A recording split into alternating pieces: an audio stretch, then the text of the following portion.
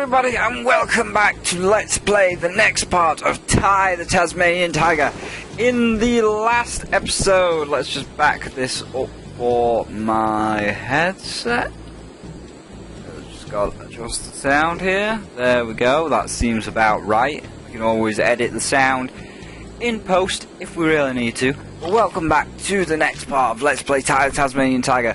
In the last episode, we defeated our first boss, and in this episode, we have 3 shiny new portals in which to tackle things. We have Snow Worries, Outback Safari, and Bridge over the River Ty, which is the one we're going to be doing next. And just so that I can sync my audio up, because, as I say, we record the video and we record the audio in Audacity. We record them two separately. So we are entering Bridge over the River Ty now. So that should sync up, and I will. Oh, cutscene.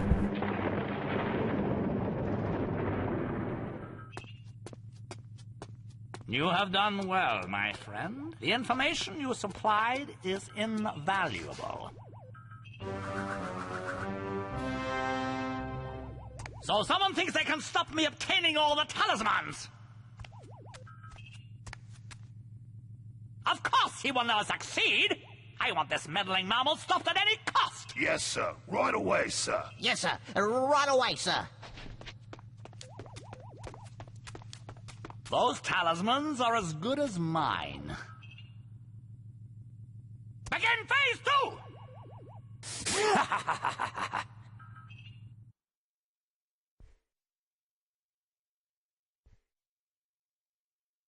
Ooh, phase 2.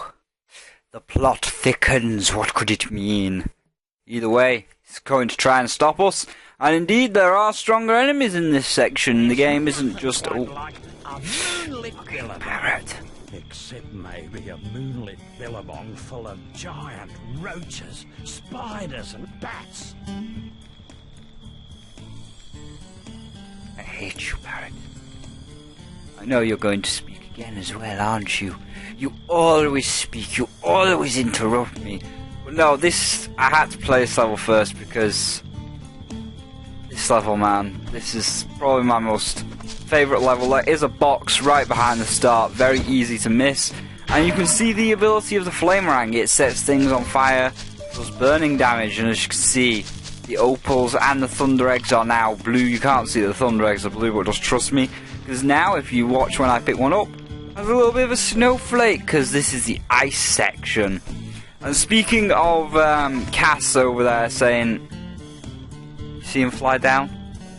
You see him fly down? You know what? I'm gonna try and sneak around him. Just go this way. Fuck you! Welcome to the billabong. I don't care. I know. I'm explaining for people. I don't have to have. Green tree frog. Oh dear. I hate you, birds. I will eat your flesh. I will cook you with my dragon's fire and dine upon parrot flesh. I'm sure if you did some odd jobs for him, he'd be happy to throw some your way. You know what I mean? Leave it to me, Maury. I can explain that to them. Fuck you. Yeah, it does. Yes, feel the fires. Feel the fires of hell. You deserve this, you parrot. Dick. So, I think there is a golden cog around here. No. But yes, now I can explain. So, as you can see, there is opals in the water. We do have to check the water in the main section when we get there, and that's where all of our golden cogs will be. So yes, Cass isn't just bullshitting in that cutscene. The enemies do get harder. There's a few of the same kind of enemy. I thought that was a tree frog for a minute. But no, as you can see, there is a few of the same colour, few harder enemies, which block attacks, but we did use the flamerang because the flamerang will just burn away their basic defense. There is a thing. Oh, there's a thing there. Now I'm just gonna ignore that guy because on the actual like hoppage. Excuse me. I'm explaining. Don't do that.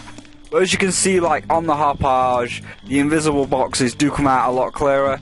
We're getting all those at the end. So Cricket Man over there, he's too close to that invisible box. We could easily break it open. I don't want to deal with it. So yeah, the enemies are getting harder. They have learnt the basic etiquette of having some kind of a blocking device to start off with, but the flamerang sets their thing on fire, and then another flamerang causes them to die. So a little bit harder, but not too hard just yet. The harder enemies will obviously come in the next section when we fight, well, just after we fight the next boss. They won't be in the next boss, but just after the next boss they will increase the difficulty on enemies. I am getting pissed off with you shooting, but there's nothing I can do about that. Golden cog over here where the spider web is. Again, fire will burn away. Oh, whoa, leapy spider. We're not playing Isaac here. That's 1 of 10 golden cogs. We'll try for a bite so it doesn't attack me. There we go. Spider thinking we're playing Isaac, leaping all over the place. It's not Isaac, guy. It's not leapy. It's not leaping time. I hate the waterfalls because I remember there's a golden cog behind the waterfalls. I just don't remember which one. And the waterfalls have this weird texture where you can't really see behind them. But there is opals down here, so we need to come down here anyway.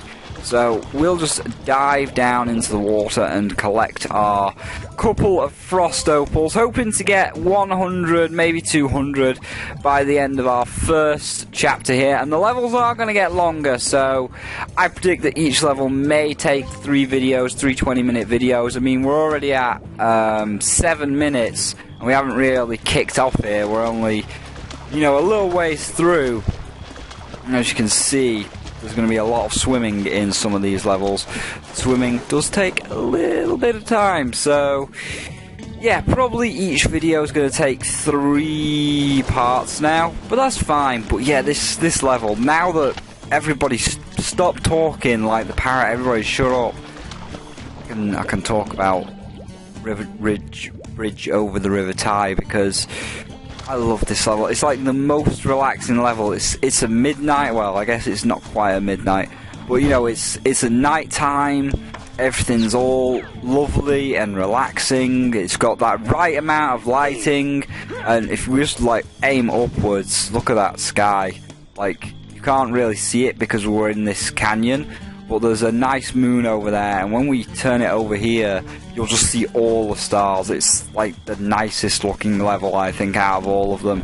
Because, you know, there's a lot of alright levels, there's a lot of nice looking levels, like, you know, a deeper forest, like a walk in the park, and the Great Barrier Reef, because the Great Barrier Reef was very nice and bright and looked aesthetically correct to what it's supposed to do in... Oh, hello, guy. There we go, we'll just burn your cricket bat, sorry. I know that must have cost you quite a lot of money, but yeah, you know, the Great Barrier Reef certainly looks like what it's meant to look like. You can glide from that, from up where that torch is. But yeah, it's supposed to look like what it's supposed to look like. It's all, you know, aesthetically correct. And, you know, it's very bright and colourful. All of the coral is all different colours, all works well.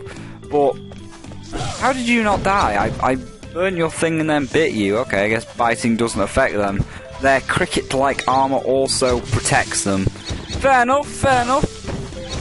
That's fine by me. So we're going to go over here. There was the stars, but you can't see them till out of this canyon. So you die, and then we're going to glide over to our...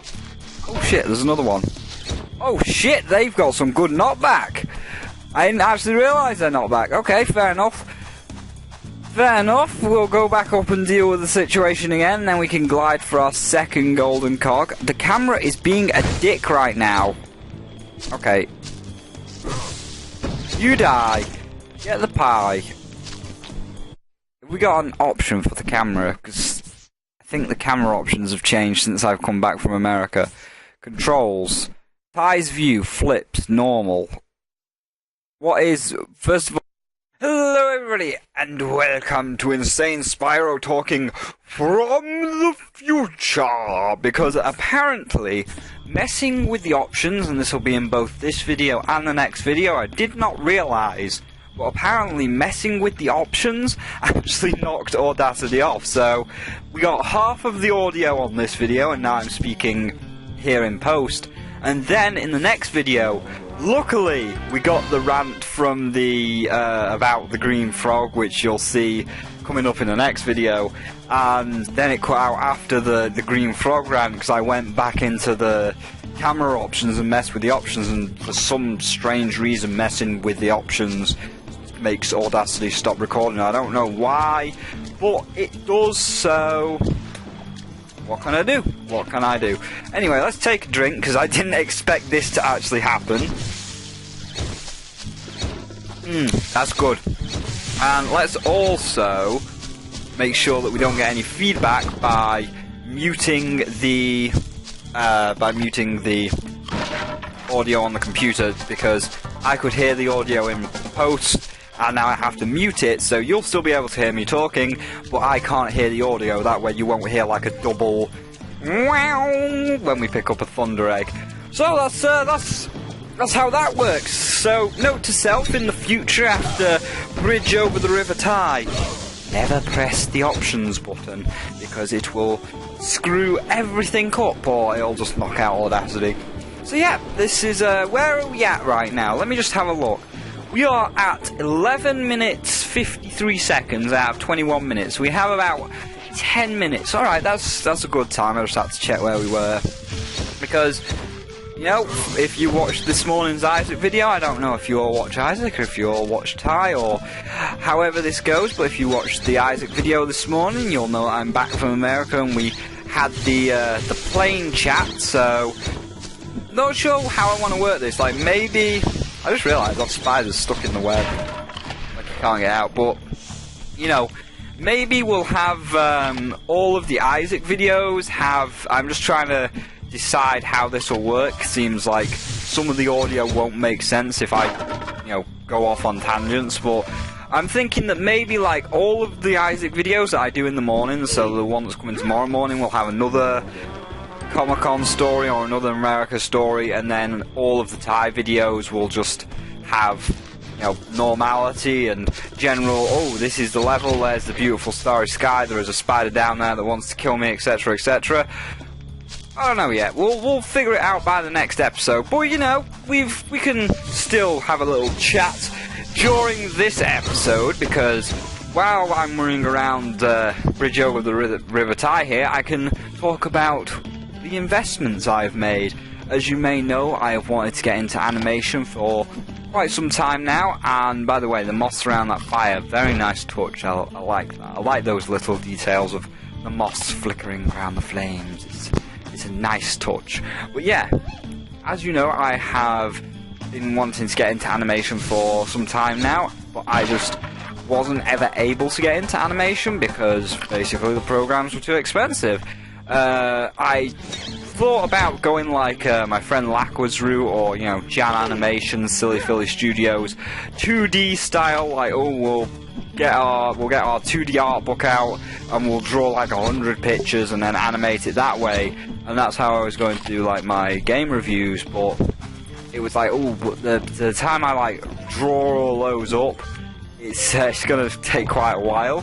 So then I thought maybe I should do like an inverted shadow and have 3D, you know, full 3D source filmmaker animations, where, you know, I just have to make the arena or make the review area in Gary's mod, like the whole background and stuff in Gary's mod, then import some source filmmaker models with the tools which I'm going to tell you which I've bought, and then record that way, because then I can lip sync very easily. The model's made, so I don't have to make it again, and it only takes like, you know, a 5-minute review. It'd only take, you know, a day to put together maybe, because we just got to focus on the lip sync. So I was like, yeah, that's a good idea. So today yesterday I have invested in 3D Coat. It cost me £214 for the professional version of 3D Coat, and that is the thing that actually makes the models itself. And after this video is, produced and gone live, I will be looking at buying a license for GUI Studios, or GUI Studios, which adds the skeletal structure, I think, to the models, like, so you can change rigs around. I'm not sure yet, you got to play with it. And Milk Shape, which like binds the textures to the model, because when you make a model in 3D Coat, you have the model, no colours, and then you paint it in another program. Let me just open it up here, because you're watching a video, so I can like click around in the back. Ah yes, you open it with Blender, and I think you attach the colours in Blender, and then you set those colours in VTF Edit, and then you combine it all together in Milk Shape, and then add the skeletal structure in GUI Studios, and then you open it in Source Filmmaker. That's what I've been told, and they're the programs which I've been told to get, and across the course of the next couple of months we're going to learn how to use these. But I have bought 3D Coat. It's on Steam. If you want to look at it, just go onto Steam, put in 3D Coat. Well, yeah, and then after this video, as I said, has posted, gone up, and you're all watching it right now, I will be in the process of buying like a license for Milk Shape and GUI Studios, because they are, pay to use style things. So we'll have to pay for those, which kind of sucks, because I've already sunk £214 into 3D Coat, so God knows how much more I've got to sink into those other two programs to have a license. But that's, that's fine, that's fine. So across the course of the next couple of weeks, I'm not sure how I want to do it. Like, I don't know if I want to actually make the Camtasia record the screen rather than Ty, and say, hey look, this is my desktop, I'm recording 3D Coat. Teach me, all of you in the comments, teach me how to use this. I'm going to obviously do my own research, go on YouTube, watch tutorials, etc, etc. But, I might say, hey, we're going to do a series called 3D Coat making thing, and then like you teach me how to use it, and in return I'll try and do like some live streams on Twitch when I know how to use it properly. And it's like, alright, I'm taking requests, come on my live stream, I'm taking requests, I will make a 3D model of your OC. I don't know if it'd be Source Filmmaker ready, but I'd certainly make a 3D model of your OC, your pony, dragon, random alien, cockroach, crocodile, I don't know. Maybe not humans, because I've heard that on 3D Coat, humans are the hardest thing to make, because they've got like all of the rigs, like the bones, you actually have to do it like human bones. So whereas something like a pony, for example, it only has like 4 or 5 bones, because you've got the main skeletal structure, like the spines and stuff, which you put little dots on, and those little dots will, carry over to GUI Studios for the bone rigging. And then, so you've got your spine, your forelegs, your head, and the pony ears and the pony mouth. And then within that structure, you put joints on like the pony elbows, and then a joint in the hoof, so that's like 2 per leg, which is 8. And then just 1 each in the ears and 1 each in the mouth. So it's only like 16 joints, it's nothing big, because it's a very basic shape, and ponies have very thick, not really defined features, because like the hoof is not really that defined, it's just this big blob basically. You don't have to file it down and sharpen it down like an actual claw or finger, it's just this big blob.